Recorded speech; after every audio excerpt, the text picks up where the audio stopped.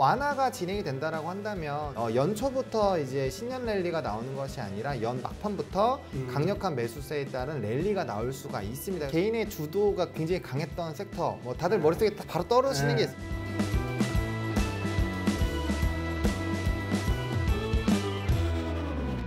대주주를 대상으로 하는 주식 양도세가 완화되면 주식시장에 훈풍이 불어올 것으로 투자자들의 기대감이 커지고 있죠.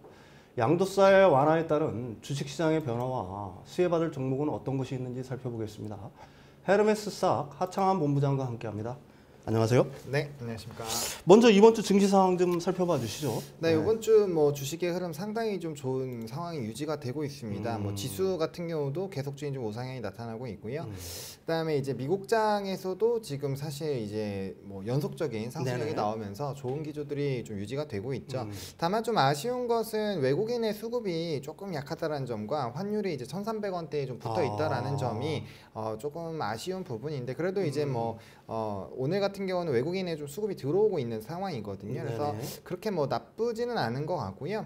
일단 이제 2,600선이 넘어갔을 때부터는 이제 항상 우리나라에서 얘기가 나오던 코스피 PBR 0.95배가 넘어갔을 때 이게 경기 확장 국면이냐, 그리고 이제 주도주들이 얼마나 이게 턴업이 돼서 이게 좀 수출에 대한 데이터들이 좋아지느냐, 그런 것들이 좀 핵심인데 사실 경기 확장 국면은 아니죠. 그리고 이전처럼 이제 유동성이 풀릴 수 있는 장세는 아닙니다. 그러다 보니까 상단은 좀 일부 제한이 될 수 있고요. 결과적으로 핵심은 반도체 쪽이 얼마나 턴업에 대한 얘기는 나와 있는데 이게 얼마나 더 크게 갈 수 있느냐가 결국엔 핵심이거든요. 그런 것들을 보여주는 게 또 마이크론 테크놀로지의 실적 발표이기 때문에 뭐 굉장히 좋은 흐름들이 유지가 되고 있지만 만약에 거기서 기세가 꺾인다거나 지금 감산 기조로 변화가 되는 것들이 아닌 것들이 확인이 된다라고 한다면 또 일부 차익이 강하게 나타날 수는 있습니다. 다만 최근에 이제 반도체 쪽도 좋은 흐름이고 2차 전지 쪽도 좋은 흐름들이 유지가 되고 있는 상황이어서 하반 경직은 굉장히 좀 단단해지고 있다라고 보시면 좋을 것 같고 또 이제 연초에는 또 까치랠리라고 보통 표현을 하잖아요. 그래서 그런 그 기대감들도 있고 또 이제 예탁금 자체도 상당히 좀 그래도 높아진 상황이기 때문에 약간의 조금 이런 상승 기조에 대한 기대감이 여전히 유지가 되고 있다 정도로 좀 정리를 드리겠습니다. 뭐 대주주 양도세, 주식 양도세에 대해서 이제 왈가왈부가 많죠. 뭐 늘렸다가 다시 또 그 부총리께서 안 한다고 했다가 대통령실에서 다시 한다고 했다가 하는데 뭐 그래서 그런지 투자자분들이 그 기대가 굉장히 큰 모습이에요.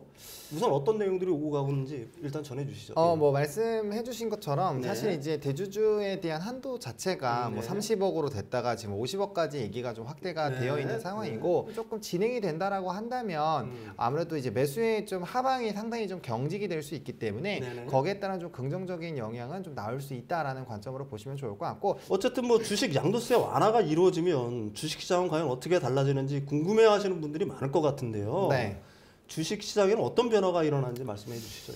일단은 이제 사실은 올해 같은 경우는 특히나 개인의 주도로 시장이 움직였기 때문에 아시겠지만 지난 9월 달부터 대주주 양도세 얘기가 먼저 나왔어요. 사실 이 이슈가 12월에는 항상 얘기가 나오지만 9월부터 나오는 경우는 거의 없거든요. 그러니까 그만큼 수익이 많이 봤었던, 그리고 요즘에는 이제 개인들이 굉장히 스마트해지셔가지고 시장을 오히려 주도하는 경우도 좀 많잖아요. 그렇기 때문에 이게 영향이 좀 더 세진다라고 보시면 좋을 것 같고 어쨌든 완화가 진행이 된다라고 한다면 이 주식을 더 보유할 수 있기 때문에 연말의 변동성 자체가 조금 더 줄어들 수 있다라는 점. 물론 이제 포지션 자체를 좀 크게 들고 가시는 분들은 선제적으로 대응을 하시거나 지금 정도 된다면 그냥 양도세를 내고 난 버텨야지 라고 하시는 분들이 더 많아요.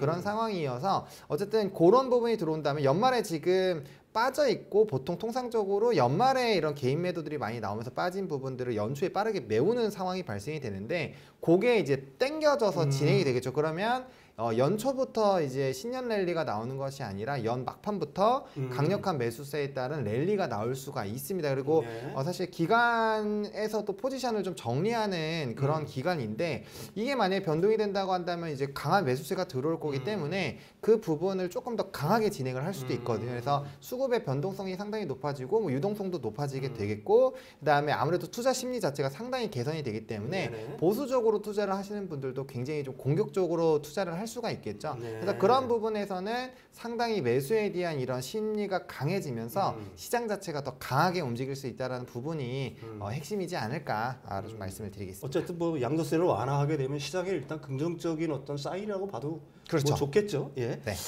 주식 양도세 완화로 인해서 수혜를 받을 업종과 종목이 있다면 어떤 거에 갖다가 말씀해 주시겠어요? 뭐 일단 앞서 말씀드린 것처럼 개인의 주도가 굉장히 강했던 섹터, 뭐 다들 머릿속에 바로 떠오르시는 게 있을 거예요. 2차 전지, 뭐 로봇, 뭐 이런 쪽이 강할 수밖에 없고요. 또 특히나 최근에는 신규 상장주들이 이런 대주주 양도세 관련된 이슈가 부각되자마자 개인의 강력한 매수세로 주가가 굉장히 급등이 나왔잖아요. 그러다 보니까 그런 쪽이 영향을 받을 수밖에 없다라고 보시면 좋을 것 같고, 저는 그 중에서도 2차 전지가 단연 영향을 받을 수밖에 없지 않을까라고 보고 있거든요. 그렇기 때문에 뭐 에코프로라든지 에코프로 BM, 포스코홀딩스 이렇게 개인의 굉장히 좀 강력한 매수가 들어왔고 특히나 2차 전지 쪽에서 대장 역할을 해주는 쪽이 뭐 가장 큰 수혜를 받는 종목군들이 되지 않을까 정도로 생각을 하고 있습니다. 마지막으로 이제 오늘 차례 끝나면 내년이나 이제 보게 될 텐데요. 네. 그런 의미에서 24년, 네. 2024년에 주목해봐야 될 어떤 종목이라든지 네. 섹터도 좋고요.